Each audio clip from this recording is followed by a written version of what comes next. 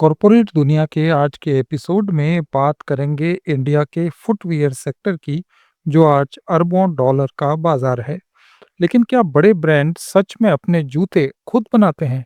Leather shoes से लेकर cluster manufacturing तक इस इंडस्ट्री की वो सच्चाई जानिए जो अक्सर नजर नहीं आती। ये कहानी है ब्रांड्स के पीछे छिपी असली फैक्ट्रीज की। भारत का फुटवियर उद्योग आज आकार, उपभोग और ब्रांड वैल्यू के लिहाज से एक मैच्योर सेक्टर बन चुका है। देश में करोड़ों जोड़ी जूते हर साल बिकते हैं और फुटवियर अब केवल इस्तेमाल की वस्तु नहीं बल्कि लाइफस्टाइल, फैशन और पहचान का प्रतीक बन चुका है। इसके बावजूद इस इंडस्ट्री के इंटरनल स्ट्रक्चर को लेकर कई गलतफहमियां हैं।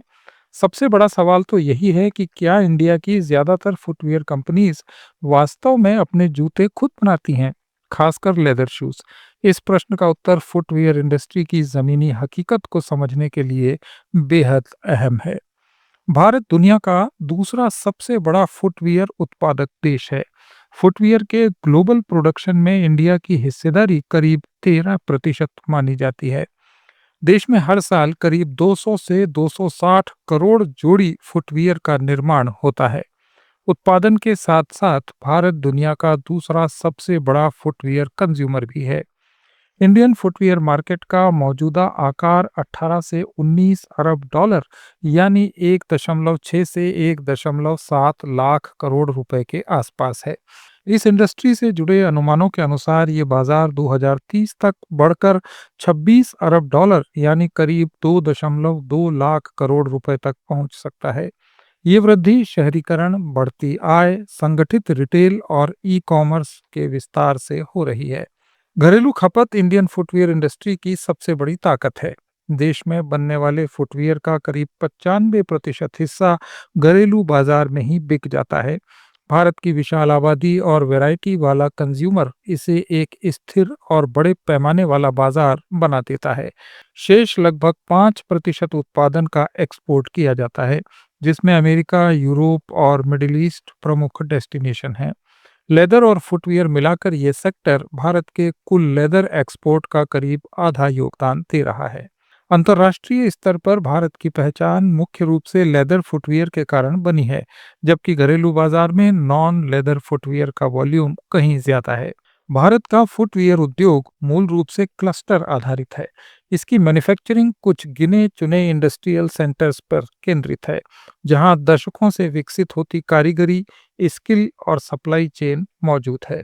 तमिलनाडु के अंबूर, रानीपेट, वेल्लोर और चेन्नई इलाका, उत्तर प्रदेश में आगरा और कानपुर, पंजाब में जालंधर, महाराष्ट्र में मुंबई और पश्चिम बंगाल का कोलकाता फुटवियर उत्पादन के प्रमुख क्लस्टर हैं। खासकर लेदर फुटवियर का बड़ा हिस्सा इन्हीं क्लस्टर्स की छोटी और मंझोली फैक्ट्रियों में तैयार होता है। इन क्षेत्रों में हजारों एमएसएमई यूनिट्स बड़े ब्रांड्स के लिए बैक एंड मैन्युफैक्चरिंग का काम कर रही हैं। यहीं पर इस इंडस्ट्री की सबसे बड़ी और अनदेखी सच्चाई सामने आती है। आम धारणा के विपरीत भारत में ज्यादातर फुटवियर कंपनियों की अपनी खुद की लेदर शूज फैक्ट्रीज नहीं हैं।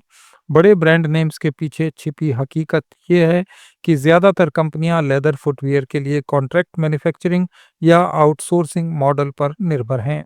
ब्रांड डिजाइन, मार्केटिंग और बिक्री पर ध्यान देते हैं, जबकि वास्तविक उत्पादन क्लस्टर बेस्ड फैक्ट्रीज में होता है। इस मॉडल के पीछे कई व्यावहारिक कारण हैं। लेदर फुटवियर मैन्युफैक्चरिंग एक बड़ी कैपिटल वाली और जटिल प्रक्रिया है। इसमें चमड़े की प्रोसेसिंग, कटिंग, सिलाई, लास्टिंग और फिनिशिंग जैसे कई स्टेप शामिल होते हैं। इसके साथ ही एनवायरनमेंट से जुड़े नियम बेहद सख्त हैं। केंद्र सरकार और राज्य सरकारों के प्रदूषण नियंत्रण बोर्ड के मानकों का पालन करना जरूरी है। इससे लागत और ऑपरेशन दोनों ही जटिल हो जाते हैं। नियमों का पूरी तरह से पालन करने वाली कोई भी लेदर फैक्ट्री स्थापित करने के लिए भारी निवेश, ट्रेंड लेबर और लगातार रेगुलेटरी मॉनिटरिंग की जरूरत होती है। यही कारण है कि कई ब्रांड इस जोखिम को खुद उठाने की बजाय इसे थर्ड पार्टी मैन्युफैक्चरर्स पर छोड़ना ज्यादा प्रैक्टिकल मानते हैं। भारत में इसीलिए कॉन्ट्रैक्ट मैन्युफैक्चरिंग मॉडल सबसे ज़्यादा प्रचलित है। इस व्यवस्था में ब्रांड अपने प्रोडक्ट की डिज़ाइन, स्पेसिफिकेशन और पैरामीटर तय करता है, जबकि उत्पादन स्वतंत्र फैक्ट्रियों में होता है। तैयार प्रोडक्ट पर ब्रांड का नाम और लोगो लगाया जाता है और उसे अपने रिटेल या ऑनलाइन चैनल्स के माध्यम से बेच दिया जाता है। खासकर फैशन ड्रिवन प्रीमियम और सीजनल लेदर फुटवियर इसी मॉडल पर आधारित है। ये व्यवस्था ब्रांड्स को कम कैपिटल निवेश में तेजी से स्केल करने की सुविधा भी देती है। फुटवियर उद्योग में 3 प्रमुख बिजनेस मॉडल देखने को मिलते हैं। पहला और सबसे आम मॉडल पूरी तरह से आउटसोर्स्ड कॉन्ट्रैक्ट मैन्युफैक्चरिंग का है, जिसमें एमएसएमई यूनिट्स उत्पादन का मुख्य आधार होती हैं। दूसरा मॉडल हाइब्रिड है, जिसमें कंपनियां कुछ मुख्य उत्पाद खुद बनाती हैं और बाकी बाहर से बनवाती हैं। बाटा इंडिया और लिबर्टी शूज जैसी कंपनियां इसी कैटेगरी में आती हैं।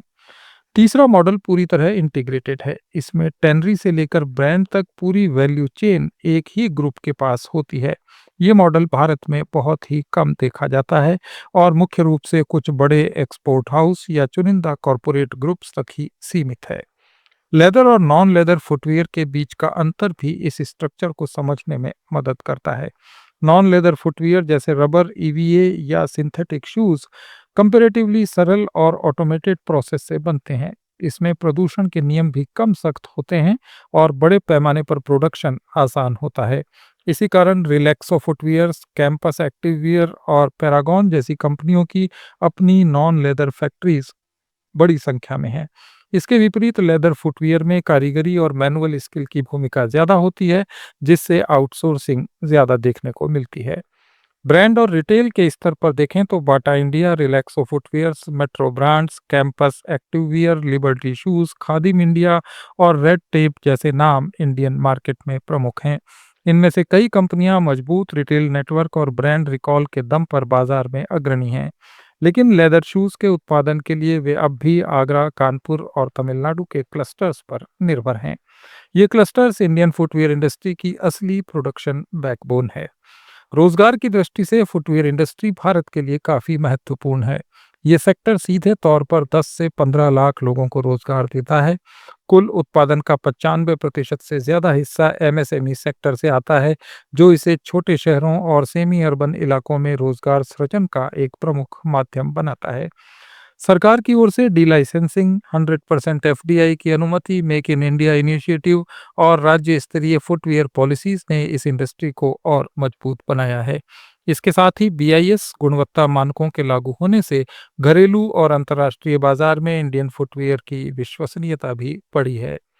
भविष्य की बात करें तो भारतीय फुटवियर उद्योग के सामने अवसर और चुनौतियां दोनों मौजूद हैं। बढ़ती आय, ई कॉमर्स का विस्तार, स्पोर्ट्स और एथलीट सेगमेंट की तेज वृद्धि और प्रीमियम फुटवियर की मांग इस इंडस्ट्री को आगे बढ़ा रही है। वहीं दूसरी ओर कच्चे माल की लागत, क्वालिटी कंट्रोल, अंतर्राष्ट्रीय प्रतिस्पर्धा और पर्यावरण का पालन जैसी चुनौतियां इस उद्योग को प्रभावित कर सकती हैं। कुल मिलाकर इंडियन फुटवियर इंडस्ट्री की असली ताकत इसकी ब्रांडिंग से ज़्यादा इसकी क्लस्टर बेस्ड मैन्युफैक्चरिंग प्रणाली में छिपी है। सच्चाई ये है कि ज़्यादातर कंपनियों की खुद की लेदर शूज़ फैक्ट्रीज नहीं हैं और वे दशकों से विकसित स्थानीय उत्पादन इकोसिस्टम पर निर्भर हैं। आने वाले वर्षों में वही कंपनियां टिकाऊ बढ़त हासिल करेंगी जो ब्रांड और बाजार के साथ साथ तकनीक, गुणवत्ता और बैकवर्ड इंटीग्रेशन में संतुलित इन्वेस्टमेंट करेंगी। ये इंडस्ट्री न केवल लोगों के नंगे पांव ढकती है, बल्कि देश की इकोनॉमी और एम्प्लॉयमेंट देने की क्षमता को भी मजबूत आधार देती है। कॉरपोरेट दुनिया में आज इतना ही। जुड़े रहिए लेट्स माइक के साथ।